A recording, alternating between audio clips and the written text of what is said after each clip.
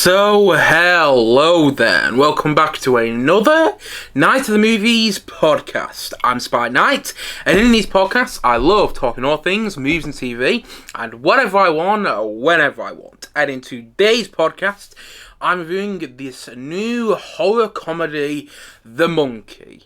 So, let's get into it, shall we? The Monkey is this new horror comedy that is written for the screen and directed by Osgood Perkins, who most recently made Longlegs. And I was late to watching Longlegs. I only watched it a couple of months ago. But I really liked that film. I really liked it. And this film, The Monkey, is based on a short story by Stephen King, which I wasn't aware of before seeing the film. But because this film is directed by Osgood Perkins, well, it's written and directed by Osgood Perkins, I was very excited about it because I really liked Longlegs. Plus, the film stars Theo James, who I'm seeing in a lot more stuff recently and liking in a lot more stuff ever since he was in the White Lotus season 2. And I thought the trailers looked like this film made this film like it was going to be a crazily good time at the cinema. I love the idea of the film, the idea of this monkey, this toy monkey that plays drums and then kills people. I thought that was just going to be great. So yes, I was very excited about seeing the film. And when I got the opportunity to go and watch the film at a preview screening last night, I jumped at that opportunity.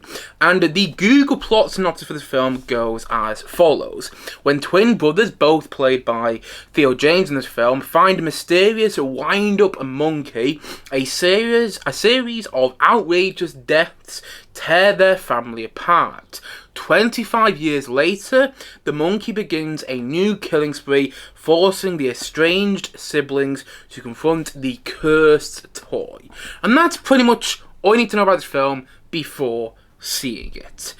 And honestly, this film wasn't for me. And I want to emphasize that. It wasn't for me.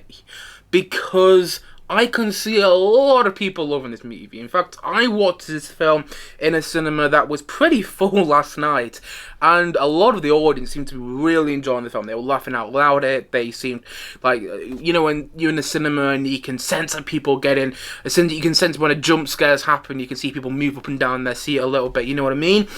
That was happening throughout the film, and yeah, there was a lot of people in my cinema enjoying it. I read online that there's a lot of people who do really like this movie, and I can see this becoming a cult classic in years to come, maybe becoming kind of similar to the Rocky Horror Picture Show, and maybe people interact with the film. I don't know, I'm just theorizing, but I can see that happening with this movie. I can see people having a blast with it, and if you are one of those people, that I don't want to take your opinion away from you whatsoever, but personally, this film didn't really work for me.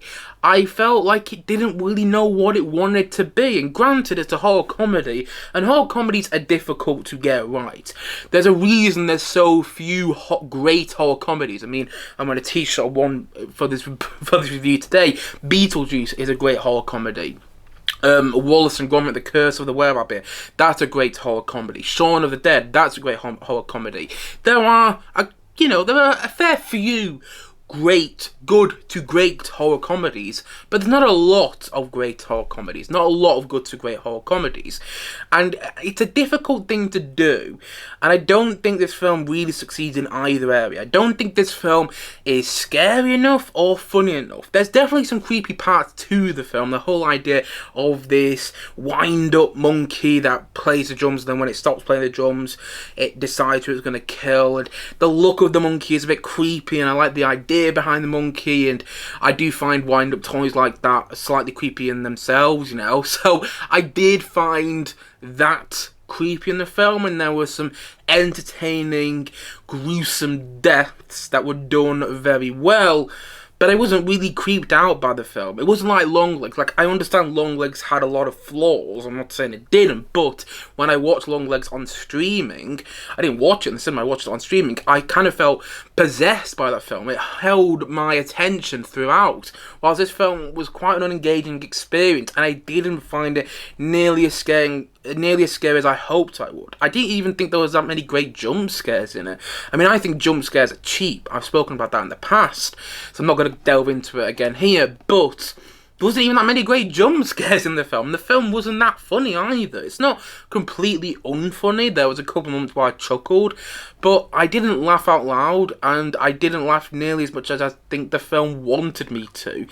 A lot of the film felt like it was one big inside joke that only people who had read the short story that this film is based on would get. But I didn't get the inside joke, and I didn't think it was particularly well made, and the conclusion to the film left me feeling underwhelmed and unsatisfied. I wasn't quite sure what to get from the conclusion. I wasn't quite sure why things were happening in the conclusion of the film.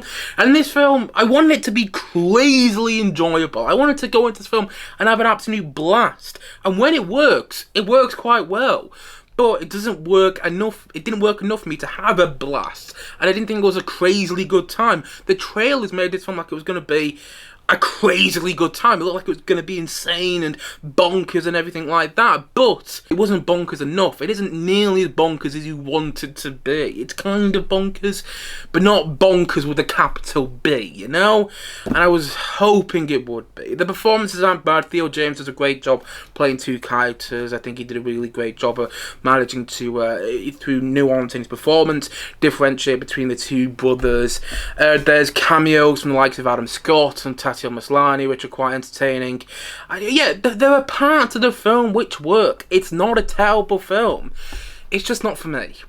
And I really wanted it to be, because I went into the film really excited, thinking, oh, it's going to be a great horror comedy. This is going to be like the surprise of the year for me. Perhaps, I don't know. I mean, I was looking forward to it, so maybe it wouldn't have been the surprise of the year. But still, you get the point I'm making. I was hoping for the best with this film. But, as I've already said, and as I'm going to say again, it wasn't for me.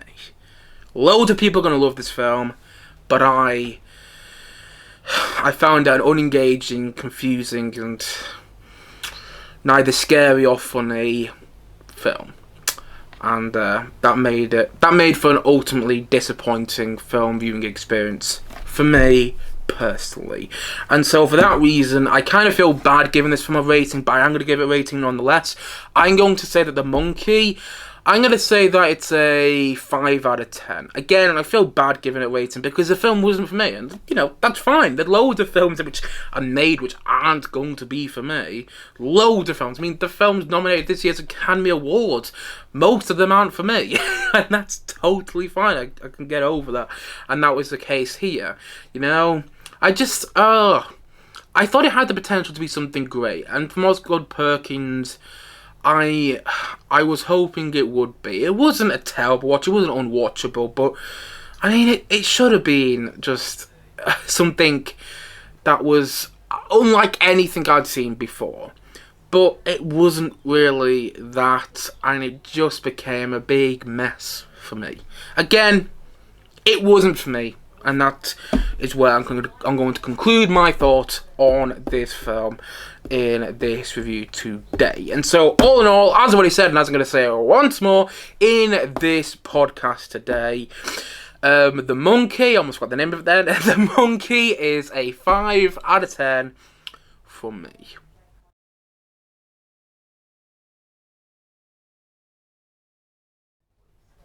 Anyway, guys, that's it for today's podcast. If you have seen The Monkey, please let me know your thoughts on it in the comment section below. And as always, thank you for watching or listening to this podcast. And if you haven't yet, please do click down below and like and subscribe on this video if you enjoyed the video, if you enjoyed my review, of course, and look forward to many more videos and many more podcasts coming very, very soon on this channel. As I've already said, thank you as always for watching or listening to this podcast, and I will see you guys again soon, but bye for now. Bye.